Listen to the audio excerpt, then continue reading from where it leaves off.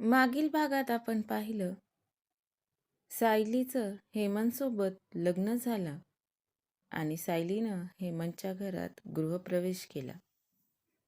सायलीसोबत तिची बहीण शाल्मली पाठराखीण म्हणून आली होती. सायली आणि शाल्मली दोघीजणी गप्पा करत एका खोलीत झोपल्या होत्या. शाल्मलीला बोलता बोलता झोप लागली, पण सायलीच्या डोक्यात मात्र विचारचक्र सुरू होतं. पाहूया पुढे धाकटी सून भाग दुसरा. सायलीच्या माहेरी एकदम मोकळं वातावरण होतं. शाल्मली आणि सायलीवर कोणत्याच प्रकारची बंधनं नव्हती. पण दोघी बहिणी अगदीच बेपर्वा राहत नव्हत्या. आपल्या आईवडिलांच्या नावाला धक्का लागेल असं कोणतंच काम दोघींनी कधीच केलं नव्हतं. खरं तर सायलीला 12वी विज्ञान शाखेत उत्तम गुण होते. अगदी मेडिकल किंवा इंजिनिअरिंगला प्रवेश मिळू शकतील एवढे. पण सायलीला मायक्रोबायोलॉजी या विषयात अभ्यास करून पुढं रिसर्च करायचं होतं. सायलीचे आई-बाबा दोघांची त्याला परवानगी देखील होती. पण नियतीच्या मनात दुसरंच होतं. सायलीच्या बाबांना माइल्ड अटॅक येऊन गेला आणि त्याच काळात अगदी जवळच्या नातेवाईकांनी सायलीसाठी हेमंतचं स्थळ सुचवलं. खरं तर इतक्या लवकर लग्न करायला सायलीचा विरोध होता. पण तिच्या बाबांच्या तब्येतीपुढं तिचा नाईलाज झाला. लग्न झाल्यावर पुढं शिक्षण घेता येतं ना सायली? एवढं चांगलं स्थळ आहे. मुलगा चांगल्या नोकरीला आहे, निर्व्यसनी आहे, आपल्या नातेवाईकांच्या ओळखीतला आहे. आणि या सर्व गोष्टींपेक्षा तुझ्या बाबांचा विचार कर. मरणाच्या दारातून परत आलेत ते. तेवढाच तुझ्या लग्नाचा त्यांच्यावरचा भार तरी कमी होईल. सायलीच्या आईनं सायलीची समजूत काढली आणि सायलीनं लग्नाला होकार दिला. आतापर्यंत आयुष्यातले काही क्षण सायलीच्या डोळ्यासमोरून अगदी भुरकन निघून गेले. त्या विचारातच सायलीला झोप लागली. लग्नानंतरचे सगळे विधी, पूजा अर्चा, देवदर्शन, मांडव परतणी वगैरे सगळं अगदी नीट पार पडलं. लग्नानिमित्त होती ती पाहुण्यांची घरातली वर्दळही सरली होती. खरं तर लग्नानंतर कुठंतरी फिरायला जावं अशी सायलीची इच्छा होती. हेमंत म्हणजे बघ ना, माझ्या मैत्रिणी लग्न झाल्यावर फिरायला गेल्या होत्या. आपणही जायचं का? सायलीनं हेमंतला विचारलं. नंतर जाऊया गं. तेवढ्या सुट्ट्या नाहीयेत मला. नवीन कंपनी, नवीन काम आहे. आणि असं नुसतं घाईघाईनं जा आणि परत या. त्यापेक्षा नंतर सवडीनं जाऊन येऊ कुठंतरी. असं म्हणून हेमंतनं तो विषय टाळला होता. सायलीनंही त्या गोष्टीचा एवढा काही विचार केला नाही. नवीन घरात, नव्या वातावरणात, नवीन माणसात सायली स्वतःला रुळवून घेण्याचा, सर्वांना समजून घेण्याचा प्रयत्न करत होती. हेमंतची लग्नासाठी काढलेली रजा संपली होती. दुसऱ्या दिवशीपासून परत त्याचं ऑफिस सुरू होणार होतं. अजून काही दिवस सुट्टी नाही का वाढवता येत? तू घरी असला म्हणजे जरा बरं वाटतं रे. सायली तिच्या रूममध्ये कपाटाची आवराआवर करताना हेमंतसोबत बोलत होती. अजून किती दिवस घरी राहू? उगीचच घरी राहून सुट्टी वाया घालण्यात काही अर्थ नाहीये ना. फिरायला जाऊ तेव्हा घेता येईल सुट्टी. हेमंत म्हणाला. काय रे, अजून 1 आठवडाही नाही झाला आपल्या लग्नाला. माझं तर सामानही अजून नीट सेट झालं नाहीये. आणि दिवसभर मी काय करू घरी? इतके दिवस बरं होतं. ही पूजा, तो कार्यक्रम, हे मंदिर, तिकडं देवदर्शन. सायली म्हणाली. अगं, एकटी कुठं असणार तू घरी? आई आहे, राधा वहिनी आहेत. दुपारी सोनू मनू शाळेतून येतात. तुझा वेळ अगदी मस्त जाईल बघ. बरं, मला सांग, लग्नाआधी तू काय करायची घरी असली की? हेमंत तिला म्हणाला. घरी कुठं राहायची रे? कॉलेज नव्हतं का माझं?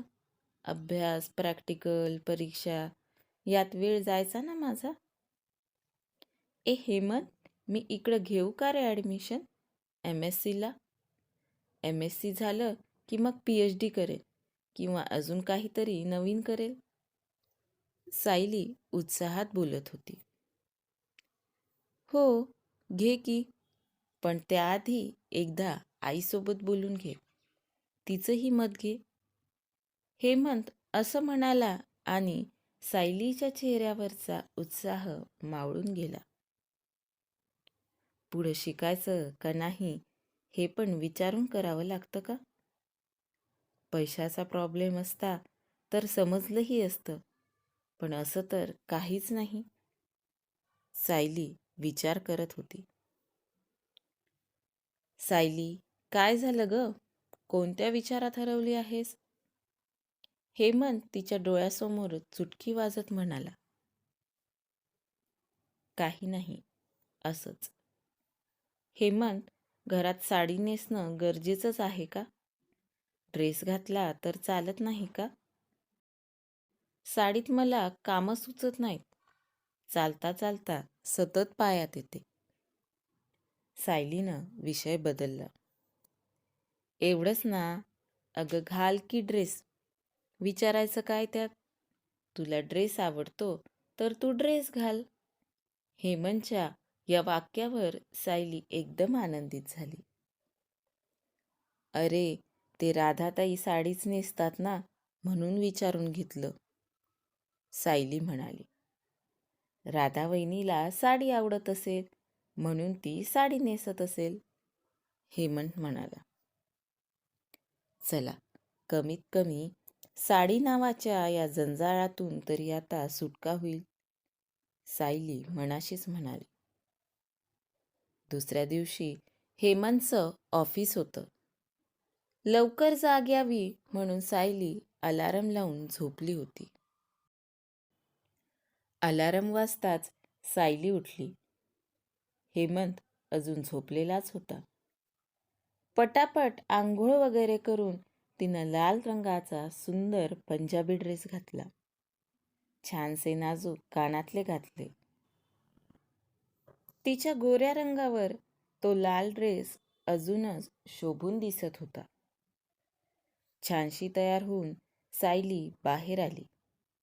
घरात एकदम शांतता होती. घर झाडून पुसून अगदी लख्ख होतं. सायली देवघरात गेली. तिनं देवाला नमस्कार केला. बैठकीच्या खोलीचा दरवाजा उघडा होता. सायली बाहेर गेली. अंगणात राधा रांगोळी काढत होती. वाव राधाताई, किती सुरेख रांगोळी काढलीये. मी रंग भरू लागू का? सायली राधाच्या बाजूला बसत म्हणाली. हो, भर की. त्यात काय विचारायचं? हे घे रंग. तुझ्या आवडीने रंग भर हो. राधानं तिच्यासमोर रांगोळीचा डब्बा धरला. दोघी जावांनी मिळून रांगोळीत मस्त रंग भरले. सायली धावत रूममध्ये गेली.